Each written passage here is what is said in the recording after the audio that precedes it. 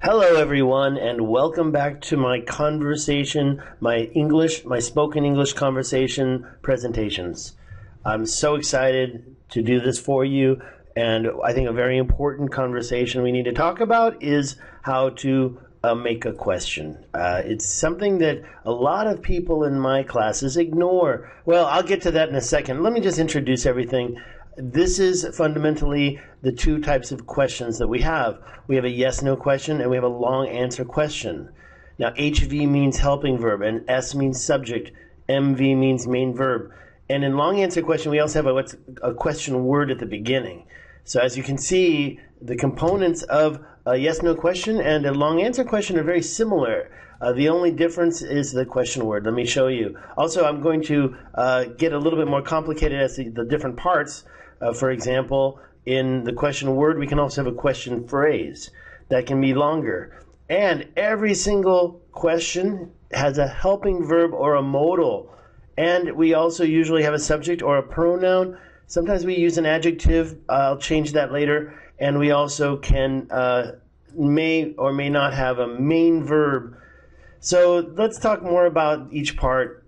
First, the main verb. As you can see, the main verb counts depending on the helping verb and the grammar. If you have a helping verbs on the left here, you've got corresponding main verbs on the right. I've talked about this in the past, so I'm going rather quickly. Also, in some conditions, we don't have really a main verb, but we do have a type of complement, maybe a noun phrase or an adjective or a prepositional phrase or some other type of complement. And there's a lot, so I'm not really worried so much about the first part of this question. I'm sorry, the last part of the question. I'm worried more about the first part. Is it a long answer question or is it a yes-no question next to the subject or a pronoun part of the question? And that is, of course, pronouns like I, you, we, they, she, he, it. Or, where's my I, you, we, they, he, she, it, or actual nouns and noun phrases like my father. There's also a very special thing, what you have worked for. That is a noun phrase. If I'm wrong, I'd like to have somebody correct me because this is something else that I call a noun phrase, and it's very important later on in my lessons. The teacher, my sister, the door, the committee. We can say we don't agree, or we can say the committee doesn't agree. They, my friends. So in this part, we have different parts. We have the pronoun or a subject. Moving on, let's get to the helping verb. I've talked about helping verbs quite a bit in almost every single presentation. I think I have. I'm sure of it. And what that means is you have an affirmative set, am, is, are, was, were, do, does, did, and a negative set, aren't, isn't, wasn't, weren't. I'm not going to talk more about that later because I've already talked about it quite a bit. But as you can see, both the yes-no questions and long answer questions have a helping verb or a modal.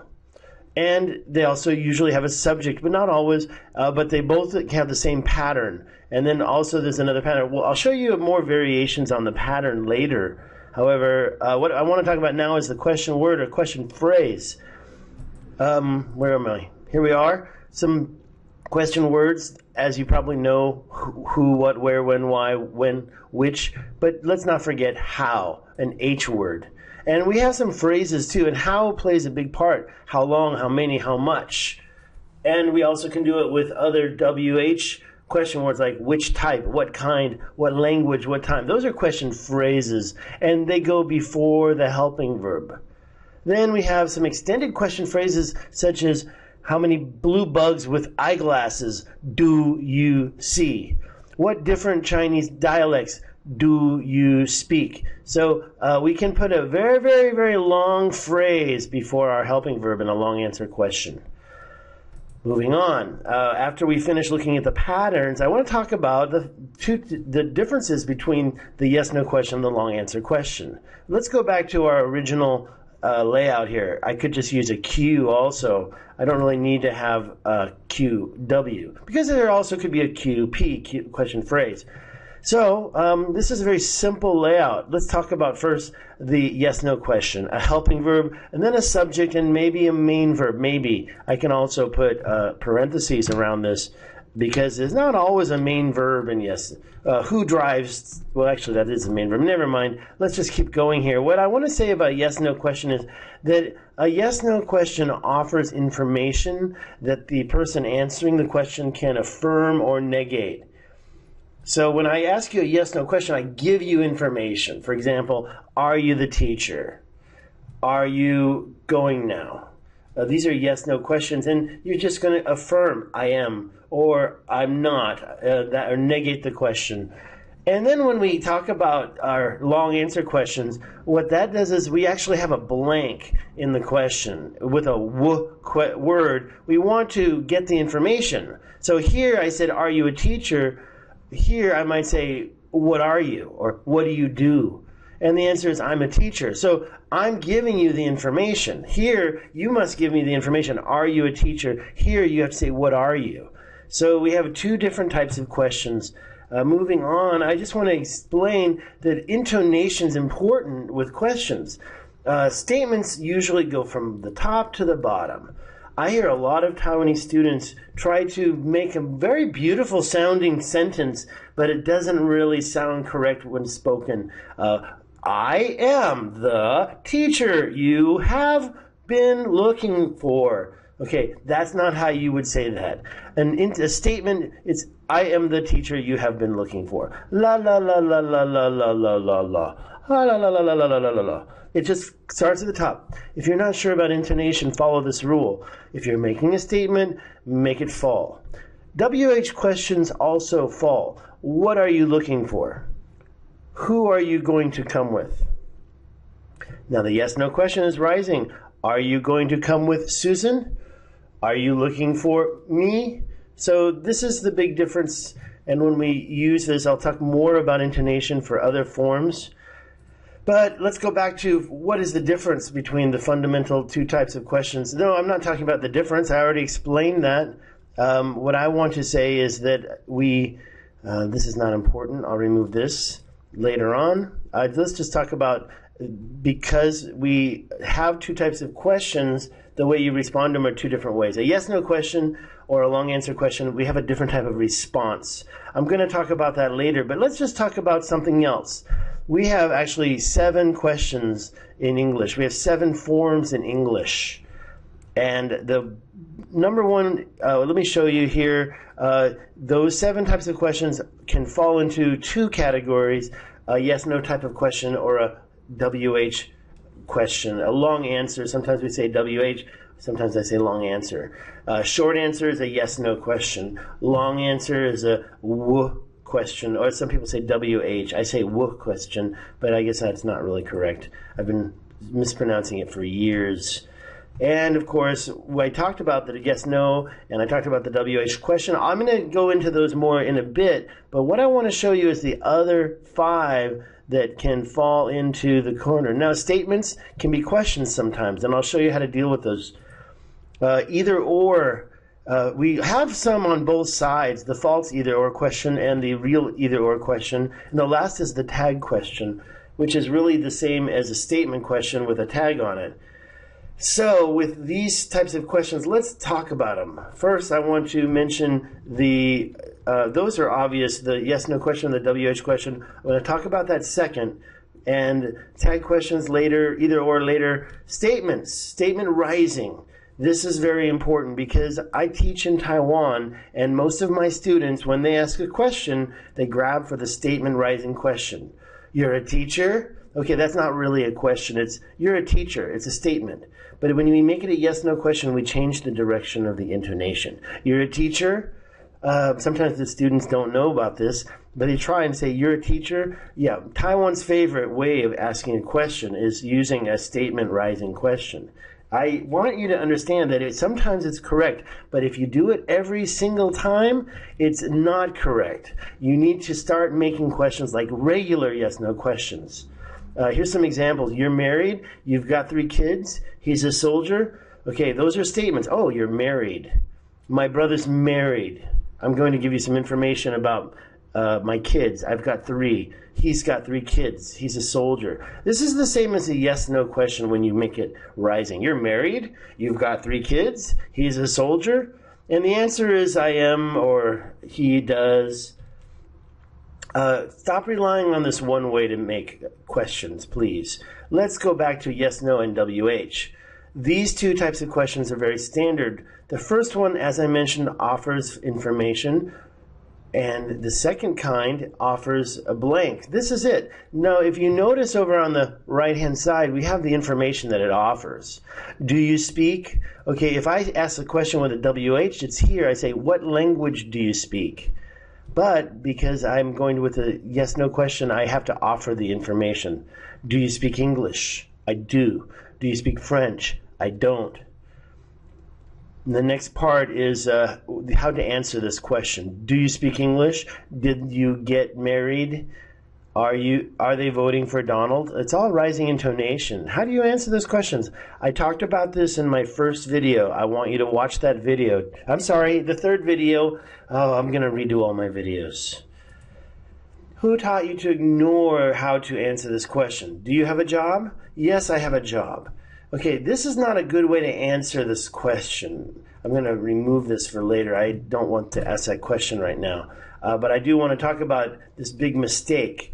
This is the way a lot of Taiwanese students answer this question. Do you have a job? Yes, I have a job. You're repeating the information in my question, so it's not very efficient. So when you answer this question, I want you to think about what you're doing. Are you a student? Yes, I am a student. Okay, it's really a poor way. Don't answer the question like that. Why? Because you're repeating each part. A student, a student. Are you a student? Yes, I am a student. Is this a conversation? No. Are you a student? I am. You don't need to repeat each part. Are you? So how do you do it? Don't answer like this. Are you a student? Yes, I am a student. This is frustrating for the native speakers, and it doesn't confirm that you understood my question. So how do you do it? Well, there's a lot of ways not to do it. Are you a student? No, I am not a student. That's no good. Do you have a job? Yes, I have. Well, this is correct in many parts of the world, but it repeats the main verb and confuses a conversation. You should say, do you have a job? I do. Focus on the helping verb in your answer. And let's get on with it. Don't always say yes or no. Use the two words that follow in the active listening. Help me understand, you understand. So, are you a student? I am. I'm not. It's a two-word rule. I want to emphasize two words, but not this time. I did it in the third short answer presentation. Here's some answers. Are you a teacher? I am. I'm not. Aren't you a teacher? I am. I'm not. Going on, here's a couple of practices to see if you know the two magic words to answer the question. Going on to long answer questions, as you can see, it's the same group as I showed you earlier, but now I removed, sometimes we still have got some compliments, but I removed the actual information because now we have the question word, which is like a blank. What language do you speak? Okay, the yes-no question is, do you speak English? But because I want to ask the question without giving the information in English, I use a question word. And how do we answer these questions? What do you teach? Don't repeat the subject and the verb. I teach. You can just say English. This is conversation. So don't repeat the subject and the verb, or it's going to be, of course, to emphasize you can do this. But why are you a teacher? Because I like helping people. If you say, I am a teacher because I like helping people, it's a little bit boring. Where do you work? I work at the airport. Okay, no, most people would not repeat the subject and the verb. Where do you work? At the airport. What kind of job does your father have? A government one. Where did you go in the U.S.? California and Texas. You don't need to say, where did you go in the U.S.? I went to California and Texas in the U.S. Are you going to repeat in the U.S.? No way. You don't need to repeat. You just need to give the information that this question word is asking for. Okay, I'm almost finished, but I want to talk about the other types of questions. So where are we next? Going on, this is the finished part of that. Okay, going to, so we talked about the yes, no, we talked about the WH. I talked about statement rising, but that's on the the yes-no side. On the long answer question side, we also use statements, but we take one word that we're looking for, the information we want, and we replace it with a question word. For example, you work where? You are married to who? We can even put it to, I'm supposed to do what? When? You can actually see that we rise the intonation on the part. Your name is what? Your what is David? Whose name is David? Okay, so your name is what? That means if I say, my name is blah, blah, blah, you can repeat and say, I'm sorry, your name is what? Oh, I'm sorry, my name is David. And somebody who doesn't know what David means might not know it's a name. They might say, my name is David. And they say, what? Your what is David? My name is David. Oh, I got it. I'm clear now. And, of course, if I say about David, and I say, my name is David, I would say, whose name is David? And you would say, my name. Okay, anyways, I'm just being joking around. So now going on to tag questions, this is a very important type of yes-no question. Let's take a look at this. It's a tag question. It's a statement, you have a job. And then a tag, don't you? And it makes a question. And some people like to say, you have a job, don't you? In Taiwan, it's a favorite. And I want the Taiwanese to remember that this has a different meaning. If you say, you have a job, don't you? Your meaning is different. So we have two ways to say it. You have a job, don't you? You have a job, don't you? And if you say, you have a job, don't you? That means that the speaker saying this believes that the statement is true. But if you say, you have a job, don't you? Then the speaker's not sure if the statement is true. So my point is that usually you probably already believe the statement is true. And so we have this format. You have a job, don't you? Make sure you don't always rise. It's not correct most of the time. Let's see, what else is it? So this is the first one. You aren't married, are you? I'm not sure if you're married. I don't have the data. I'm not sure if the statement is true. The speaker who says this doesn't have any data or information, and I'm asking you for the information. But in this case, you aren't married, are you? I believe this statement is true. I'm trying to confirm something that I already believe is true. And the speaker could be actually accusing the listener of not being married. You aren't married, are you? So it's an accusation. Okay, so that's the tag question. There's another type of question, and we answer it the same way we answer a yes-no question. Okay, the next one is the either-or collection. Now this is, either-or usually is a long answer question type looking for information, but we have two choices. Okay, do you want A or B? And your answer is, I want A, or A, please. But sometimes we have a false either or. Let me show you some example here. Sometimes there are two types of responses you have to be careful of. Let's look at this. Do you want tea or coffee? If you say, yes, I do, that's incorrect, or no, I don't, that's incorrect. You have to choose tea, please, or neither, thanks, or coffee, thanks. Next one down, if we look at it, we can just go straight up. Do you want tea or coffee? And if you say, yes, I do, it sounds okay if I'm rising. Do you want tea or coffee? I do. But then, of course, you want to focus on the answer, coffee, please. Those are both correct answers. Do you want cream or sugar? Now, here's where you, coffee or tea, you have to choose. Do I want the tea or do I want the coffee? But if I say, do you want cream or sugar? Well, you might want both, right? So be careful. Do you want cream or sugar? Yes, I do. No, that's not correct. Of course, yeah, you do. If you say cream, please, or both, please, or neither, thanks, that answers those questions. And another example, do you want tea or coffee? Yes, I do. So if you say, yes, I do, it's going to sound terrible. So be careful. If somebody says, do you want tea or coffee? You can say, yeah, I do. I'll take the tea. This is the best choice. Be safe and just say, yes, I'll have coffee, or yes, I'll have tea, or neither thanks, or no thanks. There's a lot of ways to answer those questions. And that is the end of my question presentation. 20 minutes. Here's a review. All questions use a helping verb. Is that true? Why is that true? Do you live here? Where do you live? Does he hit his wife? Why does he hit his wife? Have you been lucky? How have you been so lucky? So always understand the helping verb grammar and understand that there's 7 types of questions that could fall into 2 categories. Also remember there's intonation. You should pay attention to the intonation. Talking about tag questions, be careful. And that's it. Secrets of Spoken English and conversational questions. We're all finished. I hope you enjoyed this presentation of 20 minutes and 15 seconds. Have a great day.